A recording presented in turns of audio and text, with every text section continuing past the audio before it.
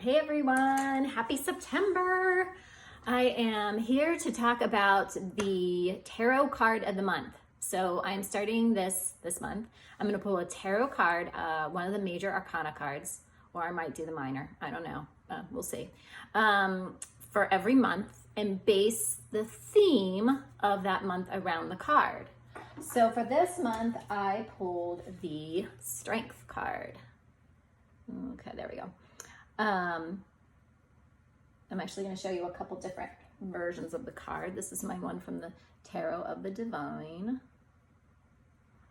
And this is one from my newest deck, the Light Seers. So when you are learning tarot, I really want to encourage you guys to make a little book. This is my little tarot card book.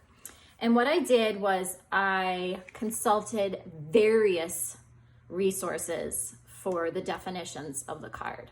And I really strongly suggest this instead of just learning the one traditional or using one, because I have gained so much more insight by combining what I've gotten from other separate resources than I would have if I would have stuck with one. So let me tell you a couple of the, from my little book, the different definitions that I got. So strength obviously is courage, persuasion, influence, compassion. Okay, that was like the basics. I went in a little deeper and got, while the Chariot card speaks to outer strength, the strength speaks to inner strength and spirit's ability to overcome obstacles. Okay, great. That's an important distinction between the cards, and just when you are talking about strength, you're talking about inner strength. Like, you need to know that. Okay. I have here, you have great stamina and persistence. You do not rule by trying to control others. You quietly influence and persuade. Strength gives you the confidence to overcome your growing fears. So that is also a different aspect of it, right? You don't control, you persuade. Okay. So if you're pulling a card for somebody, and the Strength card comes up, you need to intuitively feel into this and make sure that that's fitting, or not make sure, but just understand that that's the kind of strength you're looking at. You're not looking at an overly controlling person. You're looking at somebody that's more influential in their strength. Okay. The other thing I have is be conscious of instinctual urges and bring them into balance. So important to balance that, those strength emotions out. And then approach situation with forgiveness, love, and compassion.